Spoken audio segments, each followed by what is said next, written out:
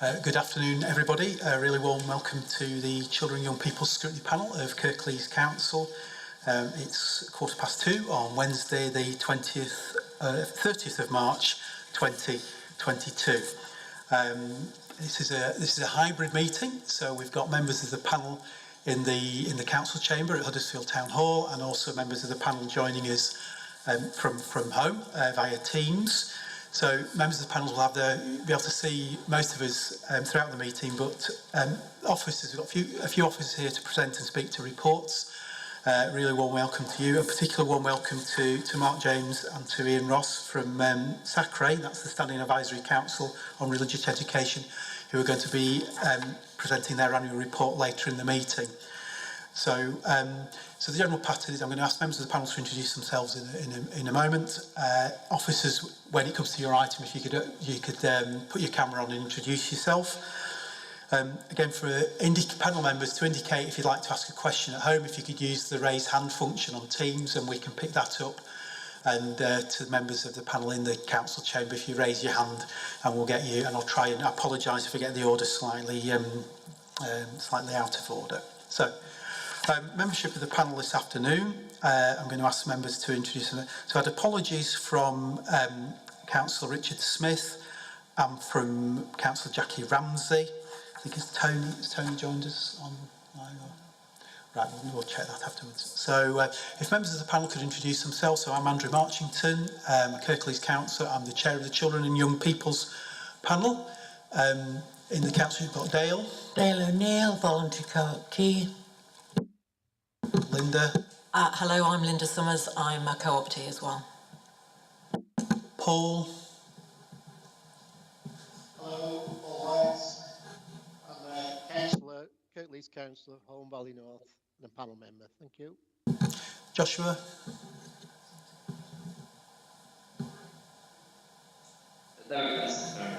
Yeah. Thank you, Joshua. And Elizabeth. Hi, Councillor Elizabeth Reynolds, Councillor for Goker Ward and Place Partnership Lead for the Colne Valley.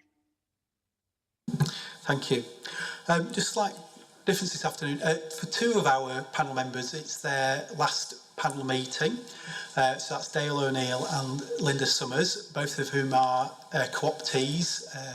And they've made, we'd just like to say a big thank you to both of you for the wonderful contributions you've made over quite a number of years in your time. So I've got the card for both of you and a gift. Right, I don't know how this is going to look at home, so I apologise to anybody who's watching this before or in the future on archive. So I'm going to turn my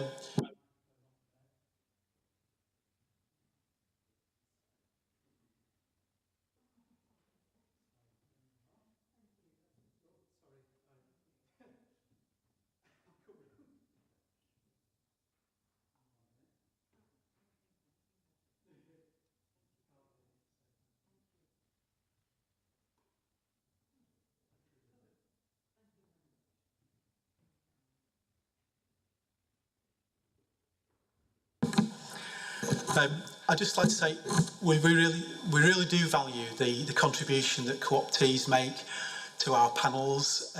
Linda's particular experience in the post-16 sector, chair of governors at Huddersfield New College, and so that's been great. The contributions and the questions you've asked about that and the wider range. And Dale has got a lot of experience with children's services over the years and with an educational background as well, but applicable to a wide range. And we do thank you for both of you for the questions that you've asked, the way that you've asked them over the years, and the contribution you've made to the improvement journey over the years. So just a big thank you both of you for that. Okay. Oh, Linda, yeah. Just to say from my part, actually, I have done it for a long time. I have thoroughly enjoyed it, but I have always been hugely impressed with the level of engagement between officers and scrutiny. It's not lip service, it's real. And I really have valued it, and I think it does a really good job for the people of Kirklees. Thank you. I'd also like to welcome three new co-optees, not necessarily this panel, but people who've gone through the recruitment process. So we've got with us in the council chamber Graham, good afternoon to you. And I think Ramzan and James are joining us from home just to see how scrutiny panels operate. And it's great to see you here this afternoon and welcome you to the panel. And thank you to the contribution you're looking forward to you making, not just necessarily to this panel, but to the other panels that take place in Kirklees in the years ahead. And yeah, so again, we do appreciate the contribution that people make and look forward to that. So thank you. Right, item 2, minutes of the previous meeting. That's the meeting on the 1st of December 2021. That seems like a long while ago. Is that the last meeting we had? So can we approve those as a correct record of that particular meeting? Yeah, thank you. And I think any matters that are arising will be covered during the course of the meeting. Thank you. Item 3 is interest. Do any members of the panel have an interest to declare on any items? Right. Right, I will declare. I am a member of the Kirklees Standing Advisory Council for Religious Education. We will be presenting their own report at item 8. Ideally, I would have stepped back from the chair, but I don't. It's because we're in a hybrid meeting. That's going to be quite difficult to do this afternoon. It's not a pecuniary interest or anything like that, but so. And I would like to make some comments on the report at that stage. So if you think, any members of the panel think I'm sort of, not chairing that particular section effectively, please do chip in, and I'm sure Nicola will make sure that I do that right as well. So that's item 8. Item 4, all of our decision-making meetings take place in public, they're open, so we're online this afternoon and people are welcome to come to the Huddersfield Town Hall. But on the rare occasions when we need to exclude the public to go into an in-private session, we will move the relevant motions to do that. I don't think there's anything that's likely to come up on the agenda where we need to do that at the time. Okay. Item 5, deputations and petitions. Are there any deputations or petitions? No, thank you. And because we're in the controlled period for the local elections, there's no public question time at this particular meeting. So we're on to item 6 then, which is our report on special educational needs and disabilities transformation update. Understand that Kelsey, who's responsible for preparing the report, is not well at the moment, so our thoughts are with Kelsey. Sorry to hear she's not well, but Joanne, who's our service director, is going to lead on that item. So over to you, Joanne. Thank you. Thank you, Chair. So the report that we've got in front of Scrutiny panel is to provide an update about special educational needs and disabilities transformation. Just if we look back to March 2019, Kirklees Council Cabinet had a report that the Children's Scrutiny panel had undertaken into a parent-carer perspective of SEND. Much has happened since 2019, so we wanted to take the opportunity to share with Scrutiny the work that we've done as a partnership, not just as a council, but as a partnership for developing our SEND transformation. And also, it's really important that we just give an update to note, because we've spoken to Scrutiny previously. We've been anticipating an area inspection, and that did take place in February 2022. We can't give you any feedback on the outcome because we've not had it yet, but it would have been remiss not to have made reference to that. So I won't go through the report line by line. It's there and it's in public, but I think really importantly, we've got a really clear SEND strategy, and our vision as a partnership across health, the council, our parents and carers, is that every child with special educational needs and disabilities, our aspirations are no different to any other child. We want the absolute best start, and we want to be able to collaborate to make sure that they have the best quality experience.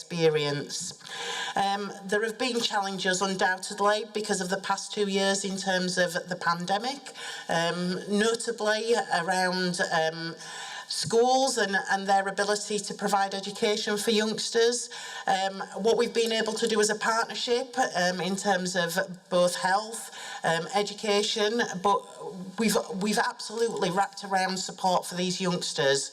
Nevertheless, this is an incredibly important transformation that we want to undertake across Kirklees for our youngsters, and we sought some additional help from an improvement partner, Empower, and together we produced, if you look on page 10 of the papers, our inclusive ambitions, and you can absolutely see we want to orientate our system so that we are collaborating at the earliest possible opportunity. We want to build that culture of trust with our parents, carers, families and young people.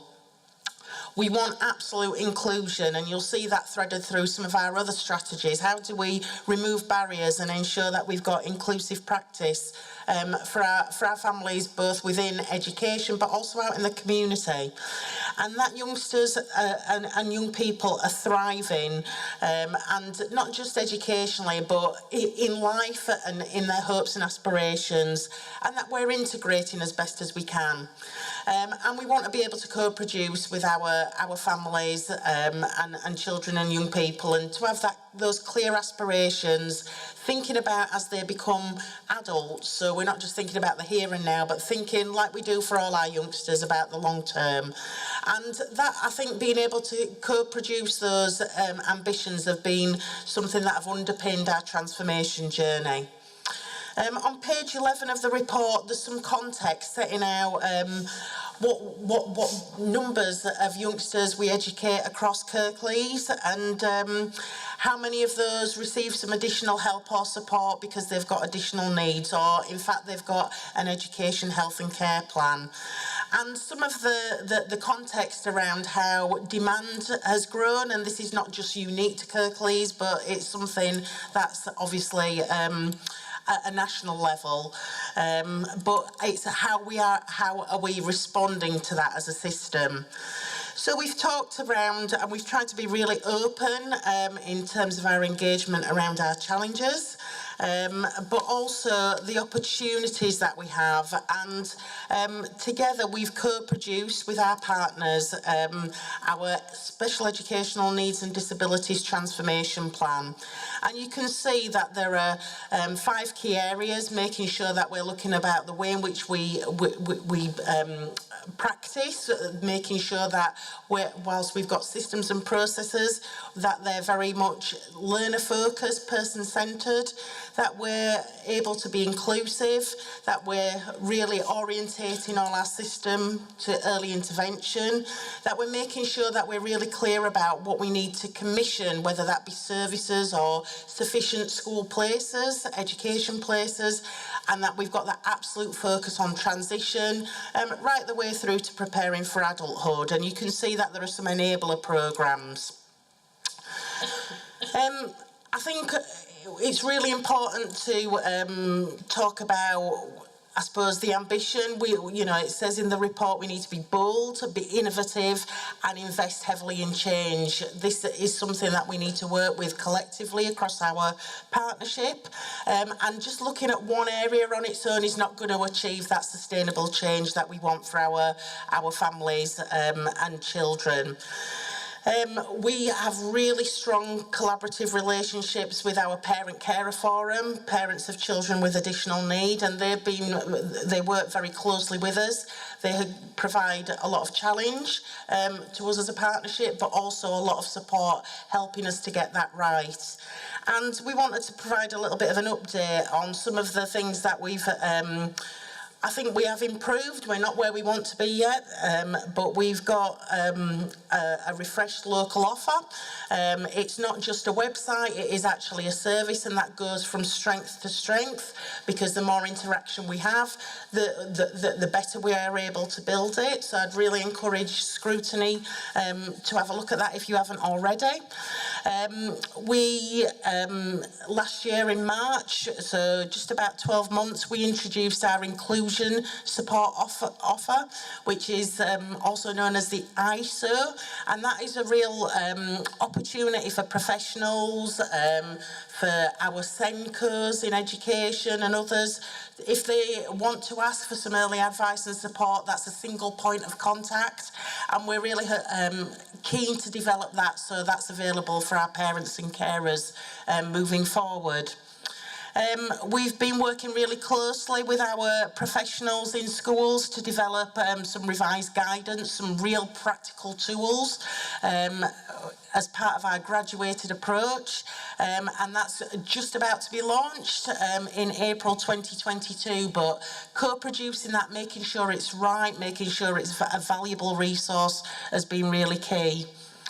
As part of the work we've done with Empower, we've been trialling with many of our schools and settings a tool called Valuing Send, which does support us in understanding needs early, not just in education but also in a home environment. We want to be able to provide support holistically, not just in education, and that's really helped us to get that right for Kirklees. It's not just picking something off the shelf, it's making sure that it's complementary to some of the other tools that we have available, but we're optimistic that we'll be able to share that more widely moving forwards.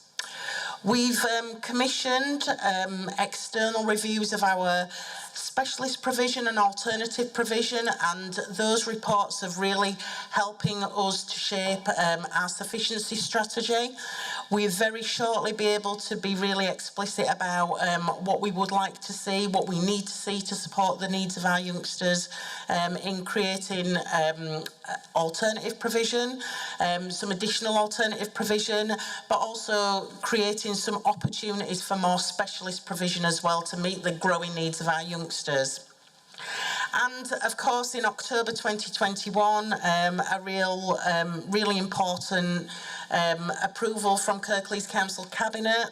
They improved investment, a significant investment of £36 million, where we'll be able to build on the great schools that we have in Joseph Norton Academy, Woodley School and College, and we'll be able to re-provide those buildings, but also increase the number of places available so we can educate more youngsters locally. We've been able to collectively collaborate on our joint strategic assessment, so we're making more information available, so we've got a shared understanding of what the needs of our youngsters have, and a robust sufficiency strategy, so people are really clear about what we need for Kirklees youngsters and how we can support them locally. And I think there's a really helpful diagram on page 14 that shows how all that sort of fits together.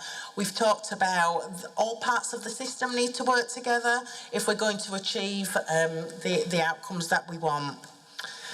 And then, as I said at the beginning, we are long awaited because I suppose the reforms in 2014 made really clear that all local areas, not just the local authority, but the partnership would be inspected, and we were, I suppose, towards the end of that inspection window, but yes, in February 2022, Kirklees as a partnership was inspected over 5 days, so that was by Ofsted and the CQC.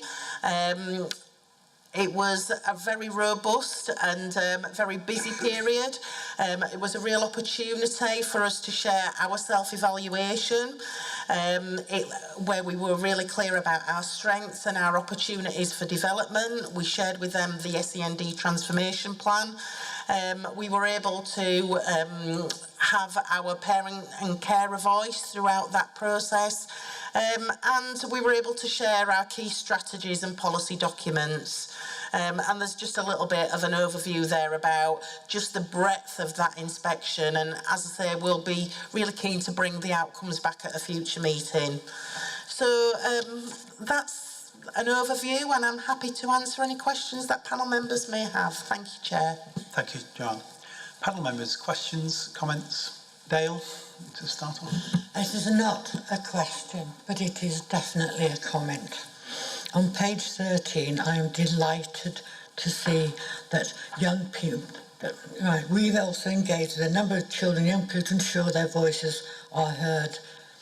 Now, I attended a meeting with the local offer people, and they went into a great deal of detail of how, with children who are sometimes quite difficult to communicate with, the extent to which they have found ways of collecting the voices of these children.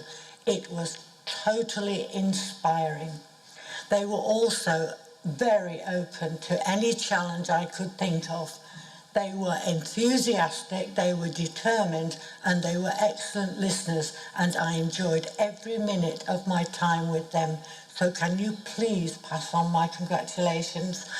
I received a report on that meeting by email, and I think that it deserves to be here so that people know just how determined these people are to capture what Eileen Munro said I must be looking for all those years ago when I started on this panel, and that is that the voice of the child is heard and recorded and used and followed. Thank you. Thank you, Dale. And I think, just to echo that, we do need to get those, we'll bring back some of those reports from the visits we've got in the right form. But it's just amazing to see the improvement in the quality, not only how the teams were collecting the voice of the child, but how that contributed to better decisions being made. And I thought it wasn't just a tick, we've listened to. This is how we've used it, and there's a really clear example in a number of the visits about how that's been done. And just the other bit of feedback that's in the pipeline. So a number of us visited the multi-systemic therapy team the other week, and actually that wasn't necessarily the voice of the children and young people there, but actually the voice of the parents. One of the parents was there, and how that was taken into account. So I think that was really wonderful to hear as well about how it was done and the importance of that in terms of decision making. So thanks for raising that, Dale. So, thank you. I think we've got Paul White. Yes, thank you. Thanks very much for this report and Joanne's presentation. I think it's, from my perspective anyway, it's really, really pleasing that there's so much more resources and more attention going into SEND services. And I'm certainly getting feedback from parents at the time and families at the time aware of that they do appreciate that there's so much more going on. I'm just picking up that point as well about 100% increase in the EHCP since 2015. There was a very strong perception from families in Kirklees that it was extremely difficult to get an EHCP from Kirklees Council, and that was probably attached to the fact that resources need to be attached to an EHCP for those children and families, and that Kirklees were a bit resistant to spending money on them. I think perhaps from now the fact that we have doubled the number of children that have got AHCPs, it does mean that we are allocating substantially more resource to supporting those children and families. I'm just wondering, how do we ensure that children who need an AHCP going forward in the future actually get one?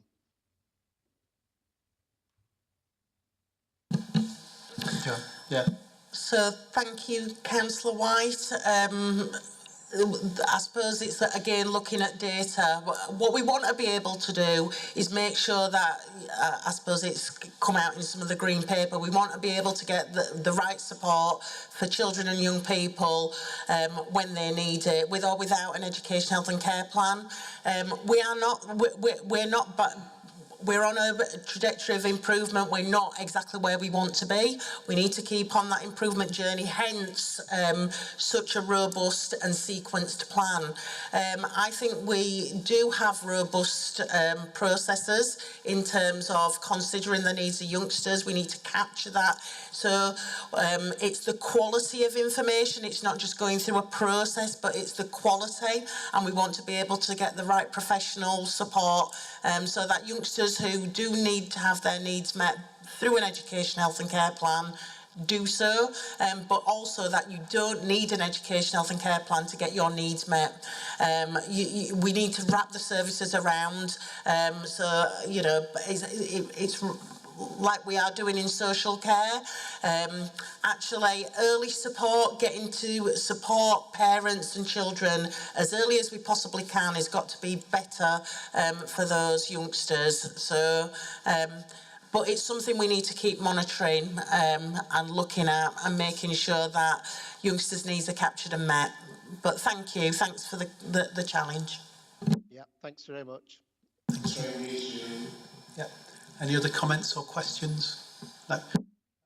Sorry, can I express our thanks to you, Joanne, for presenting this afternoon, and can you pass on our thanks to Kelsey as well?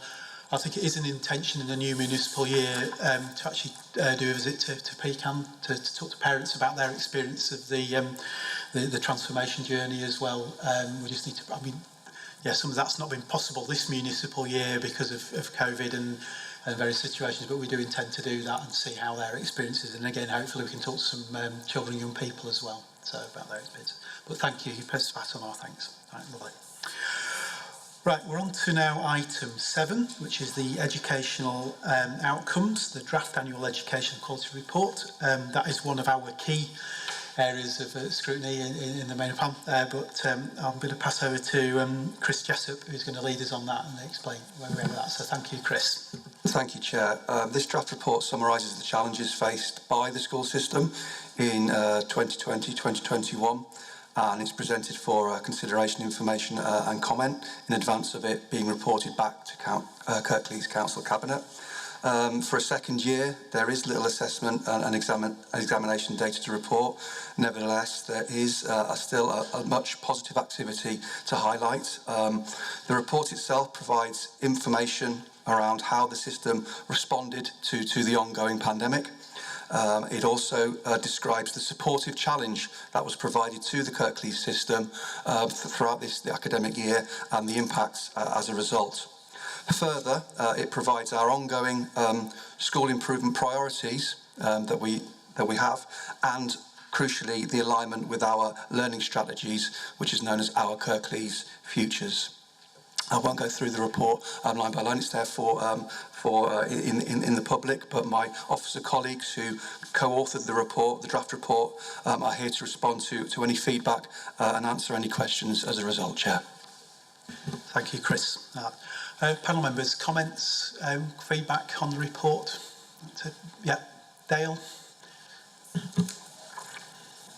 Because this is in preparation for presentation, I suggest that in light of the recent white paper and green papers, that you look again at priorities for 21-22 and beyond, so that the next steps and timelines maybe you'll be able to address after consideration of those two papers, what extra challenges we're going to be faced by as an education service. Let's pick up that. Chris? Thank you, that's really helpful. That's really helpful feedback, and we'll take that back. Yeah. Thank you very much indeed. Thank you. Sorry, Linda? Thank you. Thank you, Chair. I just wanted to pick up a couple of items from the report, if I may. The first one, just to endorse and doubly underline what appears at paragraph 2.1.1 about the magnificent way in which schools, colleges, teachers, parents, carers responded to the challenges of the last 2 years. Because there is no data for this, and indeed the preceding year, it's sometimes seen as a sort of blank year, really, and it absolutely is not. A huge amount was achieved. And the other aspect I would include, actually, within 2.1.1 is the extent to which pupils and students rose to that challenge as well. Whilst we know that some struggled, and there's been an increase in mental health issues and concern about well-being, there have also been a significant number who have showed unexpected levels of resilience, really, and have come through it exceptionally well. So they contributed as much to the achievements of the last 2 years as anybody, really. And the other one, if I may, whilst I'm just quickly speaking, I wanted to pick up is at at paragraph 2.2.5 onwards, when we talk about the Key Stage 5 results, which compared with national benchmarks have seen a bit of a dip.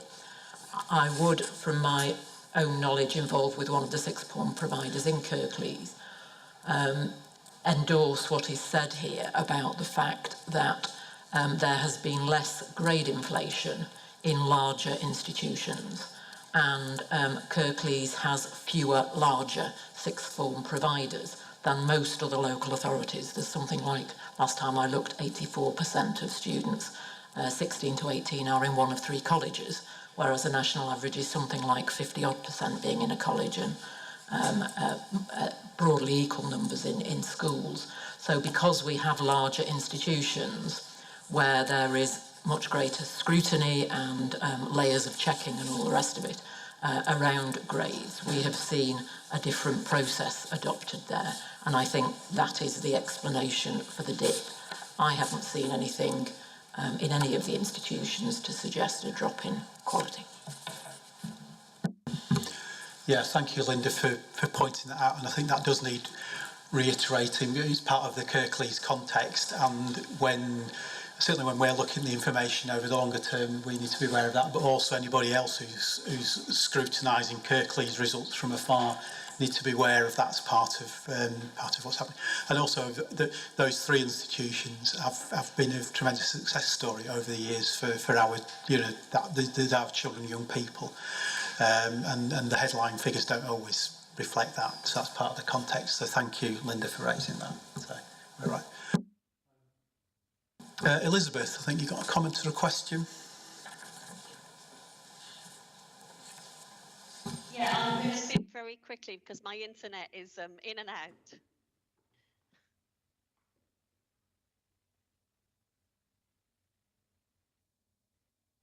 No, I think I might have lost it again. Okay,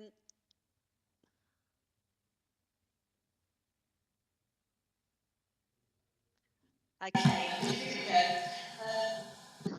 Under 2.33, inclusion of happy children in the aims, I was very pleased to see that from a mental health point of view.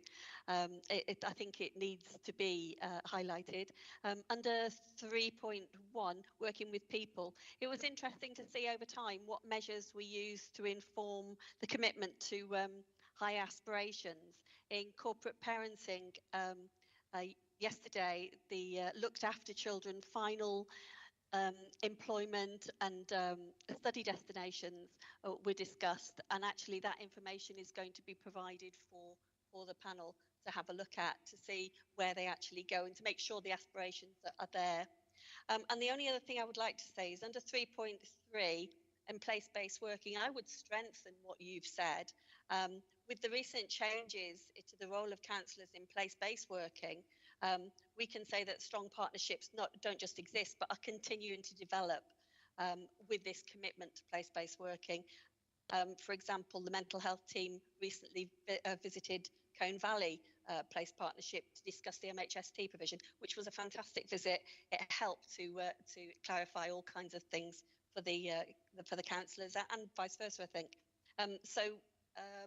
I would say make that even stronger than you've said, that we're continuing to develop. Thank you. Thank you, Elizabeth. Do you want to respond? Chris, do you want to respond to?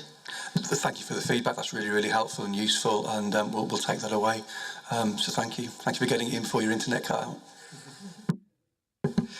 Thank you, Elizabeth.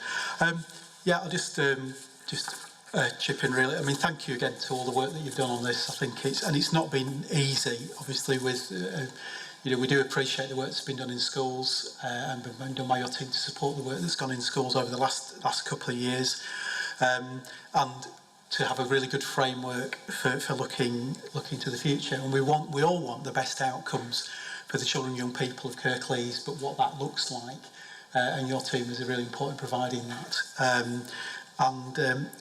The data tells a story, and and I think my experience in the past has been about it's opening doors, the appropriate doors for future. And I'm glad that Elizabeth brought us about happiness, but we want our children and young people to have really good foundations for lifelong. We talk about lifelong learning, don't we? But their place to be healthy, happy and healthy in and around Kirklees, but also the contribution they can make, and that's a really important part. So I think you've got to a point. That's a contribution that I'm really good at elsewhere about long-term solutions to things. And I know I've spoken to Emma before about longitudinal studies, and it is one of our things we want to scrutinise over time, and we can't do that because we haven't particularly got the baseline data, but we've got the framework for that. So in the next 5 years, 10 years, I mean, some of this is generation. If we're talking about children who are in early years at the moment, or just about to start school, they've probably found which schools or nurseries they're going to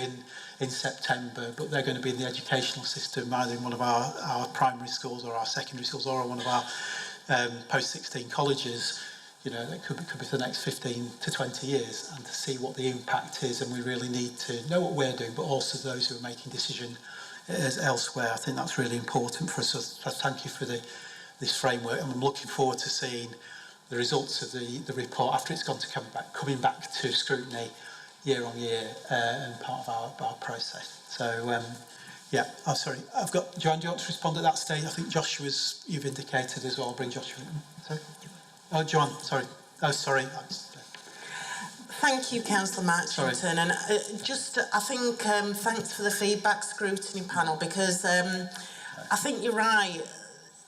It's really important to reflect backwards over the last 2 years, and because the world shifts on, doesn't it? But the absolute dedication from our early years colleagues through post-16, well, that passion and commitment that we've seen up and down the country, but I can't speak about up and down the country. I can speak with confidence about Kirklees, and I think you're right that we need to amplify that. I think, just in terms of that real acknowledgement, we would have been a poorer place. Our children and families would have been in a poorer place without that passion and commitment.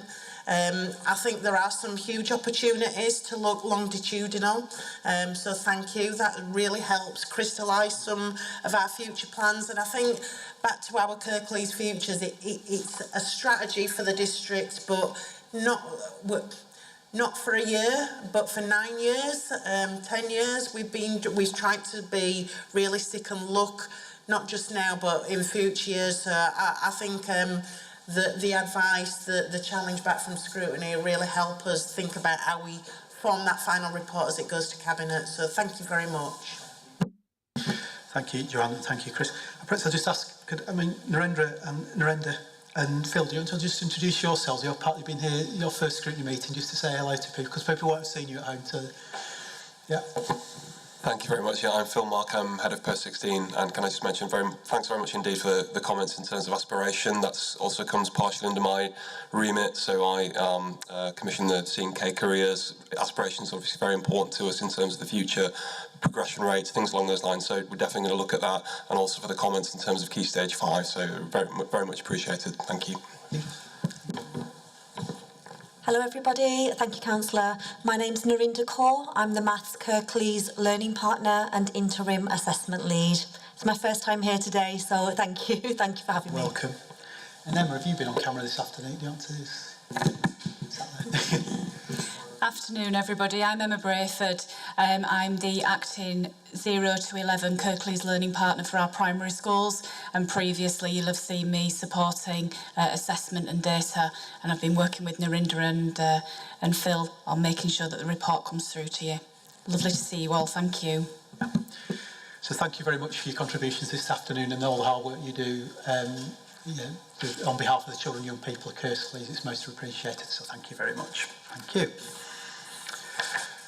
Right, item 8 is the annual report of the Kirklees Standing Advisory Council on Religious Education, shortened to SACRE. So we've got here Mark James, who is the chair of Kirklees SACRE. I'll let Mark introduce, and Ian Ross, who supports that group. So Mark, do you want to introduce yourself and then? Sure, thank you. Thank you for the invitation today. My name is, sorry, let me say that again. My name is Mark James. I've lived in Kirklees for just over 3 years, and I'm now the chair of the SACRE in Kirklees, having been a member of the Sacre in the London Borough of Newham, where I lived before discovering the wonders of Yorkshire. And Ian.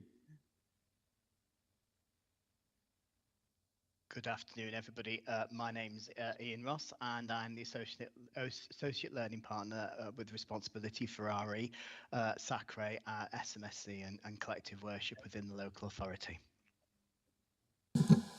Thank you. Margaret, do you want to introduce the report? Do an introduction to that, or do you want to go straight into questions or comments? Yeah. Yeah. Thank you. So if I just begin by reminding you what a Sacre is, because I didn't want to take that for granted.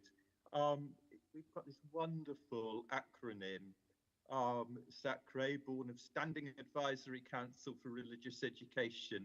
But that's a reminder that Sacres are statutory bodies responsible on behalf of the local authority for religious education within schools. And although RE doesn't form part of the national curriculum, all children are entitled to RE being taught within school as part of the syllabus. The Sacre advises the local authority on all things really concerning both collective worship, school assemblies, and on religious education in line with the locally agreed syllabus. And that syllabus is set by the Sacre and revised every 5 years. And the Sacre monitors both the effectiveness and how appropriate the agreed syllabus is. There are kind of 4 bodies that make up the Sacre, which makes it a little unusual. The first is a legacy of having an established church. The Church of England appoint a number of people. Councillors, who are really critical because we value our relationship with the local authority, and councillors bring a wealth of experience and local knowledge. They've got their ears to the ground and they really make a difference to the quality of what the Sacre does. Teachers, who of course are absolutely essential, and representatives of other faith communities. And we have been working recently to increase the breadth of that representation within the Sacre. So I hope that gives you some idea of what the Sacre is responsible for. RE itself is something that some schools neglect, even though they're required to teach it. Other schools are deeply engaged with, but it helps very critically with cohesion, which I know is part of the heart of what Kirklees is concerned with. Children's imagination, asking those deeper questions about what it is to be human, appreciating rituals, ceremonies, symbolism, and community. And of course, faith is critical and an integral part of the experience of many of the children in the communities and among the people of Kirklees. So I'd like to say thank you to the local authority for funding the work of Sacre. There is a national formula which Ian could tell you about that tells you how much that should be. And I would like to draw your attention to one particular need that we have. We are a fully delegated body within the Children's Scrutiny Panel. And clerking would be really helpful. At the moment, Ian is seeking both to act as an advisor, but also to minute our meetings. And sometimes that's genuinely hard to do. And strictly speaking, not part of what he's required to do. So the provision of clerking for the Sacre would be really helpful. Very briefly, our report for 2021. This is published. It's in Kirklees Business Solutions, on the National Sacre website, and on the Department of Education website. 2020 to 2021, as we all know, was a very different kind of year because of the pandemic. And that meant that some elements of what Sacre did, for example, CPD for teachers, had to all go online and be administered electronically. Our meetings all happened electronically. And it was a particular challenge for faith communities, and we responded in partnership with the Welcome Schools initiative very creatively to that, to create virtual visits for children to places of worship online, and that actually enabled leaders of faith communities to speak to many more children than would usually be the case. The work that we do would not be possible without Ian. He offers us 40 days each year, including enabling the work of Sacre when we meet. And in doing that, he helps pioneer some of the things that we're doing. So in 2021, as well as doing the regular things of revising guidance to schools, and there's a whole set of things that we seek to enable them to do. We have widened the participation in Sacre. We have shared in creating a hub for the Sacres of the 5 boroughs in West Yorkshire to meet together and share their wisdom. We had a group that we formed so that the teaching, I still call this RHSC, but the acronym keeps changing. It's Relationship and Sexual Health Education. So that informed by the perspective of faith communities, so teachers can be aware of the questions they raise in the light of the convictions and the teaching within their own. And I think that was a genuinely valuable piece of work. This coming year, and this is happening already, the sensitivity to faith document, which is really critically important to what head teachers do in helping them consider the needs children may be coming to school with in respect of faith, regarding religious festivals, symbol, fasting, food, etc.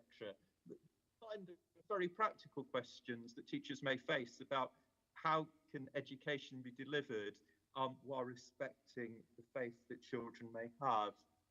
But I think Sacre would want to say very clearly that for people of no faith, people who may have a faith that is not in a traditional form, we have a humanist representative on Sacre, people who are pursuing traditional faiths, it doesn't matter where children fall on that spectrum, being aware of faith and the part that that plays in our communities is critically important.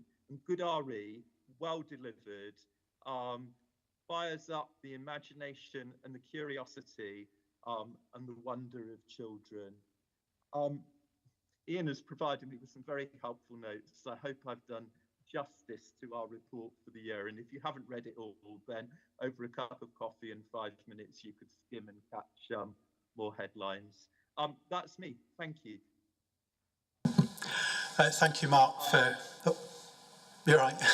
Thank you, Mark, for that introduction. So I'll open it up to panel members now to questions for Mark, Ian or myself about the report, comments or questions.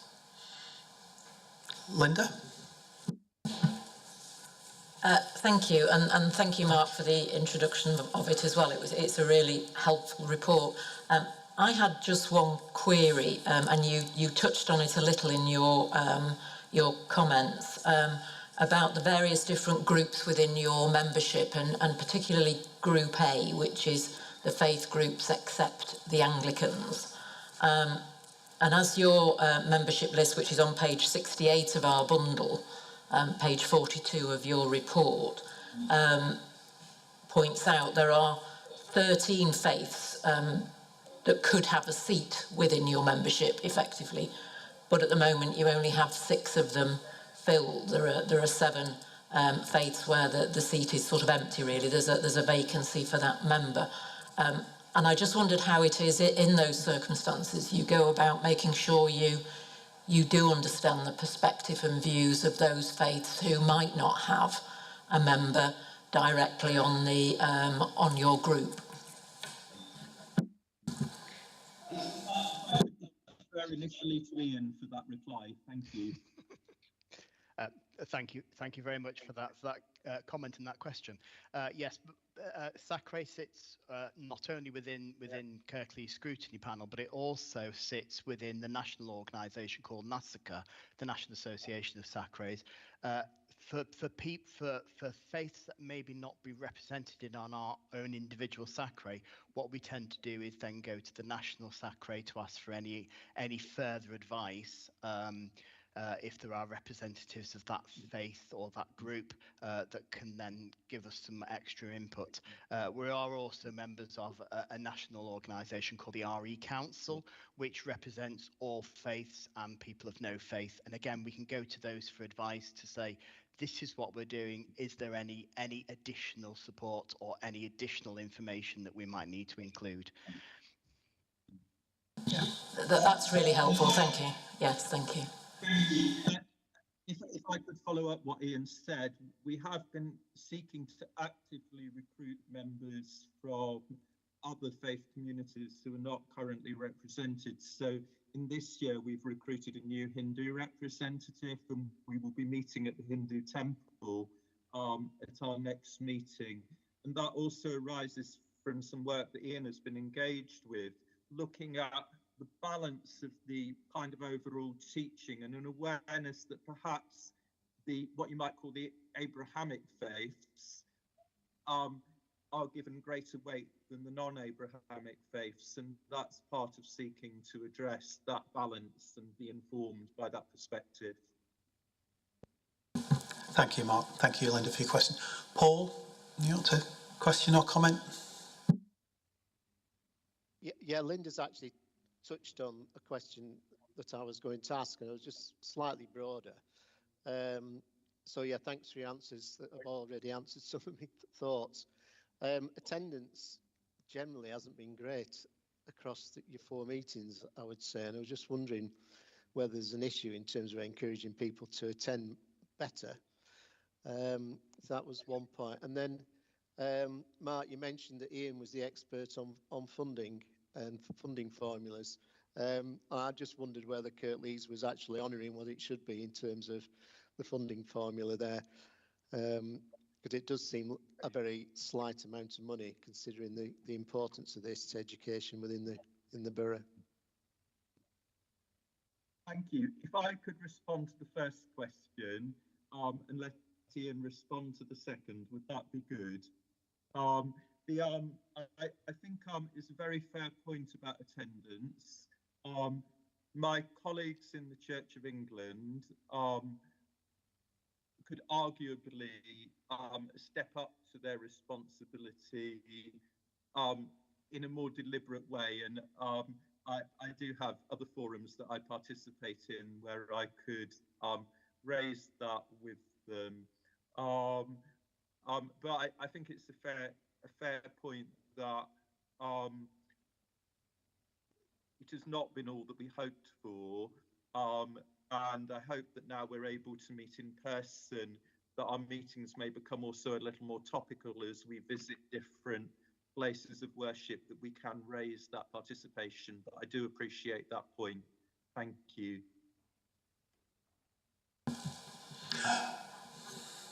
Also, following on from that comment there, traditionally we have struggled for councillors to be present during our meetings. We do have 4 councillors who are appointed every year to join us in SACRE, and Andrew does a sterling job as representing the council. But actually, it would be really helpful if at least alternates were provided as well, so that other people can attend. In terms of funding, the recommended amount is 2% of the CSSB, which is the sort of annual budget that comes into local authorities. That's the recommended amount from the DFE to provide. There was a freedom of information request sent to all local authorities last year. And Kirklees came out quite near the top, so we're doing very well. We're nearly at the 2% mark in terms of the CSSB, but also we have other creative ways of raising funds to support the work of SACRE through the sale of our units of work. So yeah, we're doing actually quite well in terms of the national perspective, in terms of our funding. Yeah, thanks, Mark. Ian.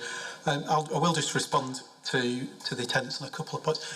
I mean, one of the really good things about Sacre is actually going around the borough, and sometimes that does. So you see different places, and you meet in different places, but sometimes that does create an issue with people attending. I think I would just ask, whatever mechanism we can do through the council to just encourage people who are interested. I've got one or two people who I might across groups who I might think might want to come to Sacre meetings, but it just means on the occasions when I can't make it, that there's somebody there be able to sort of that link with the council. So that would put it back as well. But also I think anybody, if we've got links in our communities, I know we've talked elsewhere in Scrutiny about the place-based working and links that councillors have. If we know there's members of our faith communities who have got other worldviews, would be willing to take part in Sacre, and to really make that really positive contribution in that respect. So yeah, that's just a message. Whoever we take that, whoever listens hears that, and to take that back. So thank you. Elizabeth, you indicated you got a question or a comment. Yes, it's more of a comment.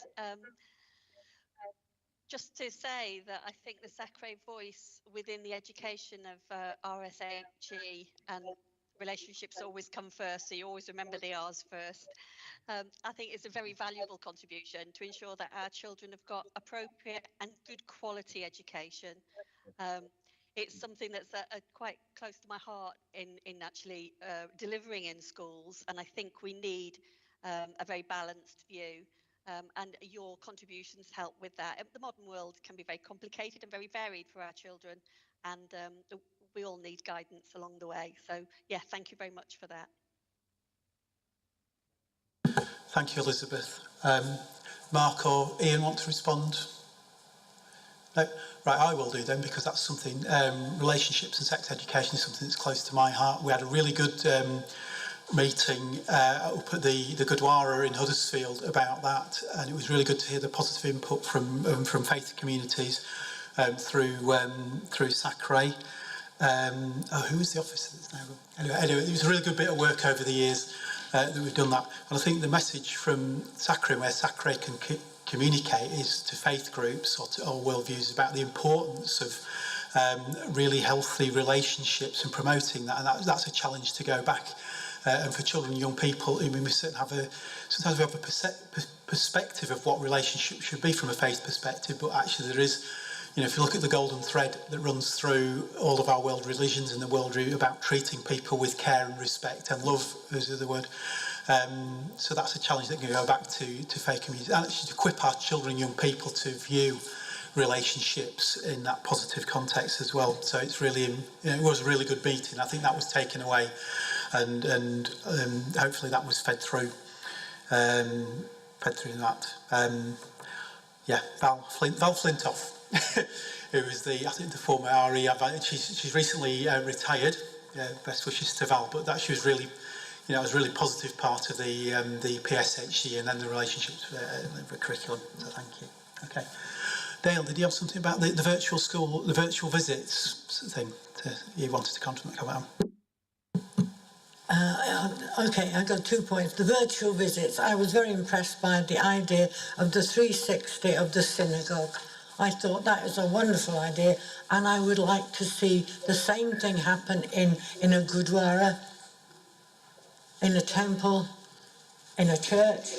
I think that in terms of capturing young people's interest, what they can see is more attractive than what they are told or what they can hear. So I think such projects are to be encouraged. There is another point I'd like to raise, Andrew. Thank you. I'm also looking at the membership and the vacancies. I know that 1/3 of possible members are actually missing. There are 11 vacancies and 30-odd places. The vacancies that concern me most are that for the primary school head teacher and secondary school head teacher. In Appendix 1, on the minutes of the AGM on the 24th of June 2020, it actually says, SACRA discuss whether we could offer an incentive to primary secondary head teachers by arranging for nature membership for their school if they were to join SACRA. What is the difficulty of filling these vacancies? Mark, Ian, either of you want to respond to that? The honest answer is we don't know. I have spoken to head teachers personally to invite them to join SACRE with the incentive that they can have the resources for free. We could arrange for meetings to be near to where they work. So all these kind of things. We have now got a few head teachers who are going to take this to heads forum and things like that to sort of discuss about who could be responsible and who could join our meetings. But I think head teachers are incredibly busy. We have done as much as we possibly can, but we need to do more, and we recognise that we would really love both primary and secondary heads to join our group. Yeah. I think it's a very fair point about head teachers both in the primary and secondary sector. The only thing I would add is that we seem to be slightly better where there's a definite task of engaging head teachers. So with the advice to schools about faith and I never get the acronym right, for relationship and sexual health education. There was a primary head teacher on that group, and he was very helpful and made a real contribution. And in the same way, the revision of the faith-sensitive advice to schools includes head teachers on the group that's drawing that up. Yeah, and I think it's again, perhaps that's something where the local authority can help through the heads forum, both the primary and secondary heads to sort of engage and see that, particularly, the areas where SACRE can contribute towards the wider issues of communication and promoting understanding between communities as well, whether we can do that. Joanne? Thank you, Chair. Absolutely, we'll have that conversation with our constituent groups. I think you're right, Mark and Ian. Particularly the last couple of years, it's been incredibly difficult on head teacher and any school staff members' capacity. But I think there are some real opportunities to shape. So we'll absolutely link up with you on that, and let's see if we can secure representation, because I'm sure there'll be willing volunteers, so we'll help. Thank you. Thank you.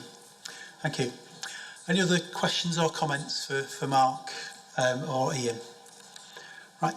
Well, I know it's a bit funny. I'm not going to thank myself, but I can thank you, Mark and Ian, for coming along to the scrutiny panel this afternoon. Hopefully, we're making this an annual event where you can present that. And I think as we go on, we can understand our role, scrutiny's role in scrutinising that. And I thank all the members of the SACRE who make such a wonderful contribution to this area of work, and to Ian's support for that. It's I get to see that on a first-hand basis of that commitment and that enthusiasm for RE from people over at universities and the contributions that they make. So thank you, and could you take that back to SACRE on behalf of Scrutiny, just to say I give our thanks. So thank you for coming on this afternoon. That's great. Thank you. Thank you. You're welcome. Thanks both. Right, we're going to go on to item 9, which is feedback from Corporate Parenting Board.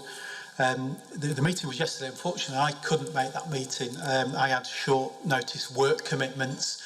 And I'm sorry I'm dropping on Elizabeth a bit, who's a member of the board, but not an appointee from Scrutiny. So if you do just a brief feedback from Corporate Parenting, just some highlights, Elizabeth, if you would, that'd be great.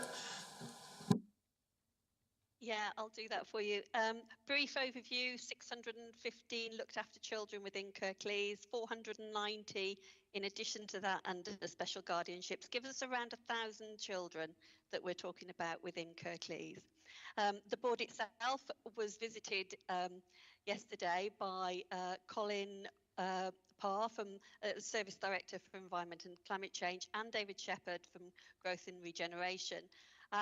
We were talking about opportunities for looked after children within the council itself, and three key areas. We got people very excited actually. The apprenticeships, that doesn't sound exciting, was number one, but the Climate Youth Festival was greeted with some enthusiasm, and the Year of Music, and to see how our looked after children can actually be represented in those areas. The board also considered a statement of purpose from the fostering service, which outlined as well some of the current challenges in recruitment and retention for foster carers in Kirklees, and I think across nationally. And there was also a report from Joanne, was doing loads of reports obviously from Children's Ambitions Board, which outlined our Kirklees futures, the SEND transformation which you've had today, and contextual safeguarding. That sort of really quick whistle top tour. Yeah, thank you, Elizabeth, for that. And again, just appreciating that. And again, just looking at some of the reports that have gone through about appreciating that some of the scrutiny that goes on there, and the panel members, corporate parents and members, actually a lot of that takes place. And we're trying, obviously, moving towards not duplicating some of that work. So thank you, Elizabeth, for that. Okay. Right, we're on to item 10, which is the Scrutiny Work Panel Programme and Agenda Plan. I think we've had a very busy year. I think so thank you very much to everybody who's contributed over the year. And I think we've covered as much as we possibly can do over the year. We did have a visit item 3 was about looking at multi-systemic therapies. We had a visit to the team on the 10th of March. Can we thank that team for their very warm invitation to that. It was very interesting. Again, we saw some of the themes coming through about children's voice came through. How they collect data and how they use data, and it's very early days with the multi-systemic therapy team, but again it was interesting to see how they're doing that, and we're looking forward to some longer term feedback from that as well, and also about some of the positive partnership interactions from that as well. So we're ongoing with our programme of visits. I think we've just got one more visit, and that's to the Dewsbury Children's Social Work team in the next couple of weeks before the end of the municipal year. But we're going to be revisiting that programme in the new municipal year and make sure we get some repeat visits and make sure we cover all of that team. And again, I think we're going to meet some of the parents and young people who contributed to particularly around SEND. And some of the other things during the next year, so we can just corroborate some of the information that's coming through. So some of the visits will be regular. So if anybody else wants, any panel members, comments or questions on the programme, the work programme, no. So again, thank you, panel members, for your contributions over the last municipal year. In the new municipal year, when we know who the team will be, the panel will be, we're going to have a meeting fairly early on to look at the new work programme. But I hope the themes that we've followed, educational outcomes, the collection and use of data, partnership working and children and young people's voice will be followed through and underpinned with a series of visits to actually see frontline working and just corroborate some of the information. And there's two things. Actually, we do get a chance to see stuff that's going on, to talk people face to face. That works really well.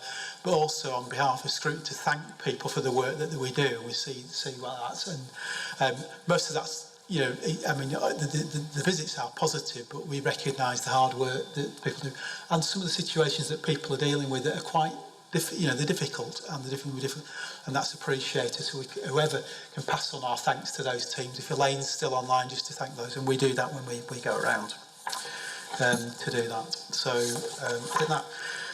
So I think there's some provisional dates have gone out to panel members, but again, until we get to the annual general meeting in May, we won't know those. So thank you again, and again, particular thanks to Dale and Linda and all your contributions. We hopefully will be seeing you again. If you do feel that you want to make a contribution to panels, you can do, and we will appreciate that. So, and again, yeah, just to say thank you to the officers and to everybody who's been here this afternoon here in Huddersfield Town Hall. So, that concludes the Children and Young People Scrutiny panel meeting of the 30th of March 2022. All the best, everybody. Take care, everybody, and goodbye.